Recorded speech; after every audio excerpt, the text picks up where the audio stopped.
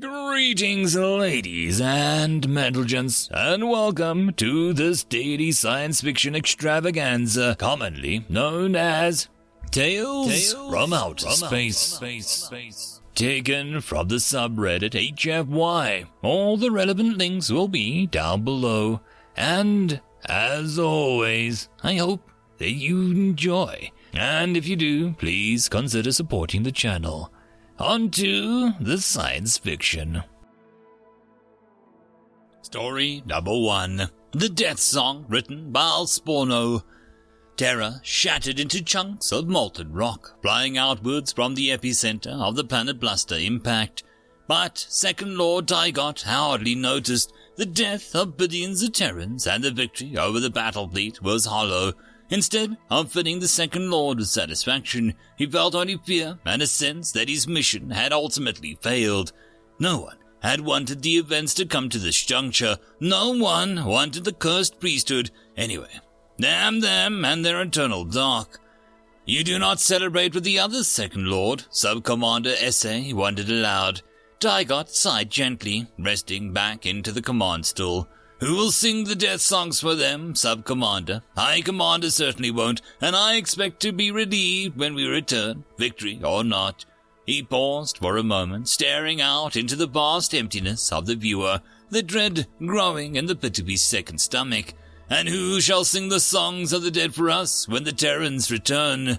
His third eye rested on the tactical plot of the Terran system. It was littered with destroyed vessels, more than the Yavel and Terran, the expanding cloud of wreckage from 1,000 shattered battle fleets. They fought like demons, SA, and our children will remember them as such. Perhaps that is their death song, 1,000,000 hushed stories whispered to scare hatchlings. Each your green child, or the demon humans will return from the expanse and find you in your sleep. The sub-commander pondered for a while. You think they will return someday? They will. The demons have short lives, but long memories, etched deep within their soul. So long as one of them survives, they will think of nothing else, SA. Some revenge will haunt their journey between the galaxies, and they may forget their course. They may regress in technology 1,000 times. They may forget our name. Indeed, they may forget their own name, but the eternal drive for vengeance will remain. How else would you fill such a loss? Tygot pointed a clawed finger at the outer system. The massive Terran colony ship was far out of weapons range and spooting up for a hyperband travel. Once in the hyperbands, no Yavel ship would be able to attract them. The Second Lord couldn't, for certain, of course, but such a large vessel almost had to have a self-contained ecosystem, a perfect generation ship for crossing the nothingness between galaxies. He continued as SA locked on. I wish I could sing a death song for them. Mori crossed SA's snout. Lord, that is heresy. I know, but if any demons ever deserved it, they did. Tygot frowned, his snout tightening up. It's why I expect to be relieved. You know what the old manual says. A victorious lord knows his enemy like himself. What they don't say is that you kill them, and that is when you know them best. And a part of you dies with them in that fire. I'll be useless to them, and dangerously heretical besides. Necessary casualties in a war against demons. I'm sorry, Lord, SA replied sympathetically. I'm sure High Command will honor you, though. Tygot smiled momentarily. Yeah, they will. My name will be written into the wall, and when my time comes, the First Lord shall sing my death song. There will be females in plenty, and a pleasure palace for me in the gardens of Avalash. What Second Lord could ask for more? The smile left his face as he watched the rapidly cooling chunks of what had once been a beautiful pearl in space. A precious world full of life. What had the Terrans thought in their last moments as the planet busters bore down on the atmosphere? What songs had they sung? What desperate prayers had they cast to their gods? The Terran vessel has made translation, Second Lord, the communications officer reported. They are off the charts. No available translation vector, as you predicted. There was an admiration in the young officer's voice, a respect for his enemy shared by all aboard. None could fight the Terrans and not admire their tenacity, their skill, and their bravery. There's a value in knowing your enemy, Tygot mused, but sometimes that doesn't help. In the end, you are just as helpless passenger, watching events unfold as you knew that they would. I knew they'd sacrifice their world in the end. If they could escape our debt in doing so, we shall never see such a magnificent or bravery again. He began to hum the death song. Heresy be banned, wishing to the gods that he could have sent the priests to the fire instead of the humans. Some things had to be done, for honor's sake. Surely the gods would understand even if the priests did not. Strangely, the sub-commander picked it up also, his voice telling the tale of the third planet and the demon tenacity. Other voices joined in the chorus, and the strain of sadness entered the melody. One sang of friends fallen in battle to the Terrans, and another sang of Terrans who fell in the final defense of their world. Whether the song was truly for the Terrans or for the Yvel themselves, living with the deeds that they had done, the Second Lord did not know. He would pay the price for his heresy later, but Tygot found he no longer cared. Today, he sung the song of Terra's death. Someday, in the distant future, perhaps the Terrans would sing their own death songs of Yvel. Captain Matthew Winters couldn't bear to watch the death of his home. Records dutifully captured every moment of Earth's death in perfect definition, but it would be many long years before anyone could bring themselves to watch that footage. No, it would be a memory buried in the depths of the Nautilus. If he had children, they might view it someday. He never would, and so he found himself standing outside the command center on the overlooked balcony, facing the hollowed-out biosphere within. Now that they had entered Hyper, there was just little left for him to do. Nautilus was largely automated, and the journey would take a dozen generations or more. All he had to do was keep the lights on, and that only made it worse, for there was all too much time to brood, and far too little to do. Artificial lights descended across the interior globe, and for a moment he felt a familiar memory stir, standing on the balcony in his apartment in Rome, hearing the bustling of the streets below, feeling the breeze and knowing that where he stood was impossibly ancient. He remembered staring at the dome in the Pantheon, gazing at the same sight that men 2,000 years before him. It was an oldness that he felt at his spurs, a connection to history that was so much bigger than him. Now all that was gone, stripped away as if it had never existed. There was no Rome, no ancient city of Caesars. There was no bustling streets, no soft breeze, no old temples, no history. What remained of humanity was cut from its roots, the stump ground away from it, and cast into the stars. It wasn't truly real to him, and he half expected to wake up. The last 2 decades had just been a bad dream. It was said once, he said softly to himself, that we stood on the shoulders of giants, so what happens to us when the giants are gone?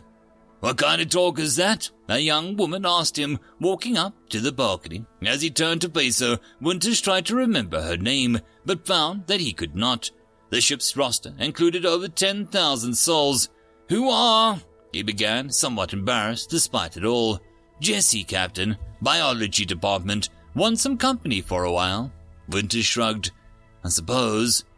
Good, 'cause I sure as hell need it, she said simply. Anger simmered, threatening to come to a boil. Her eyes were like fire, and in that moment he knew just why the Yvel always thought humans to be demons. Don't you worry, Captain. We'll stand on their shoulders, just high enough to slit some Yvel throats.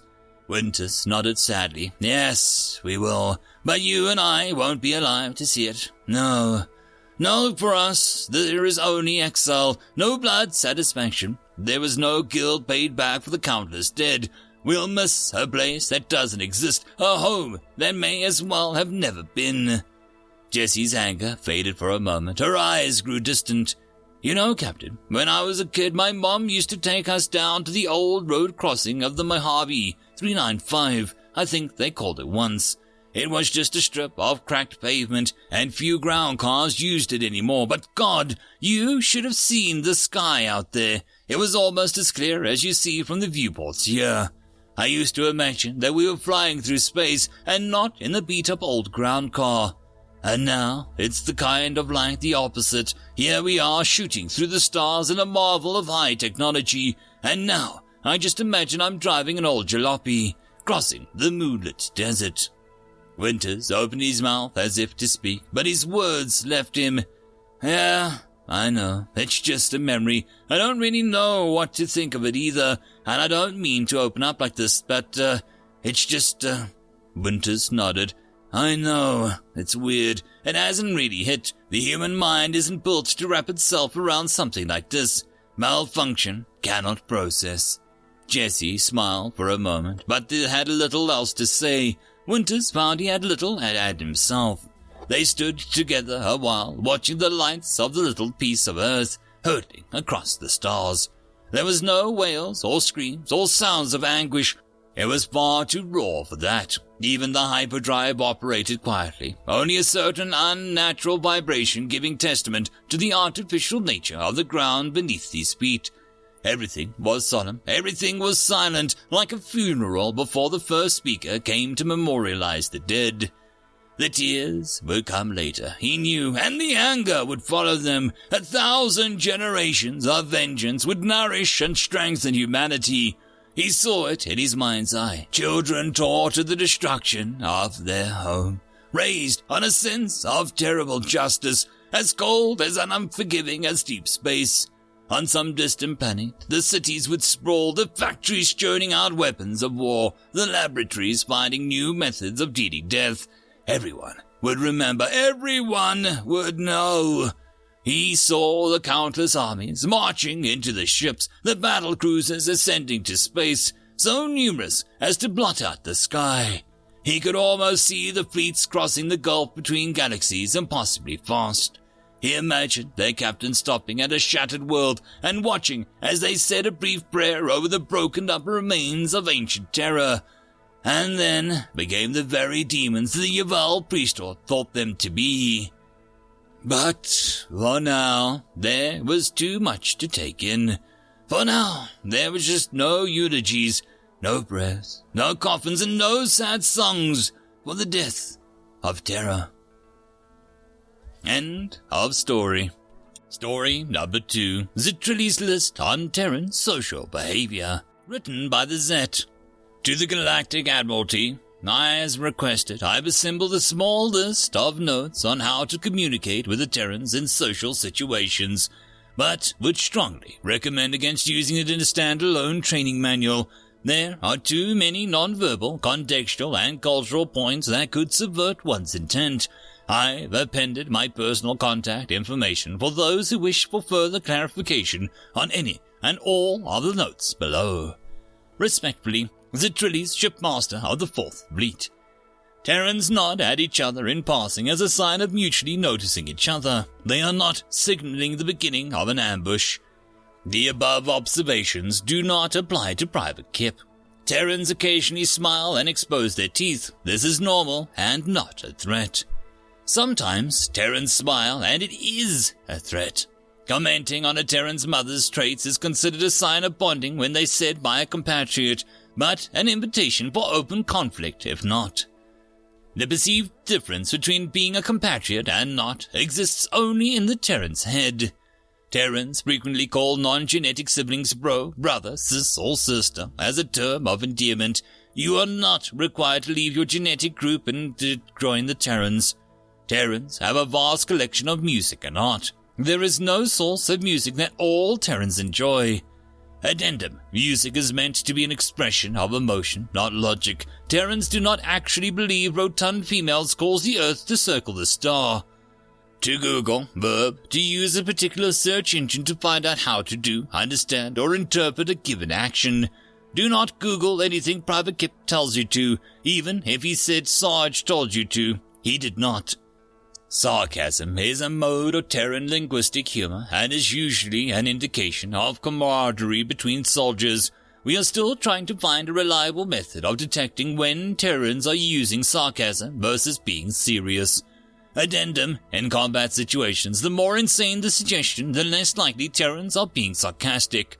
When making observations concerning enemy movements and encampment, avoid using the words never, impossible, or similar absolutes.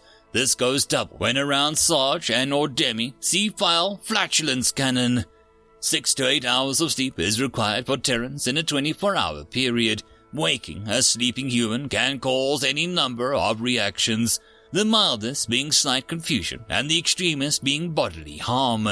Addendum: Irigoyen woke Private Kip up and the Terran started blabbling about placing dishonor on the Regain and his cow and his family, etc. 3 days later, the Irigoyen died and his firearm malfunctioned. We are 98% sure that this is a coincidence. Poker is a game where you weigh the probability of other players are lying to you or not. Terrans cannot invoke God is watching and force you to be truthful. The word freck in the Terran language is a noun, adjective, verb, adverb, explicitive, exclamation, interjective, and several other word classes. As such, the Terran saying it might not be insulting to you personally. Maybe. Fist bumping is a casual greeting amongst friends, not an invitation to brawl. Addendum: never fist bump Sarge under any circumstances. See file Xtrrli's assisted suicide for further details. End of story. And that, my friends, concludes this dose of science fiction fun. I hope that you enjoyed. And if you did, please don't forget to support the author from the link down below. But if you want to support this channel, there are links as well down below for you to help with. But the easiest way would be to share this video. And if you are so inclined, subscribe as well. I will see you all in the next episode, and I hope that you all have a fantastic time until then. Cheers.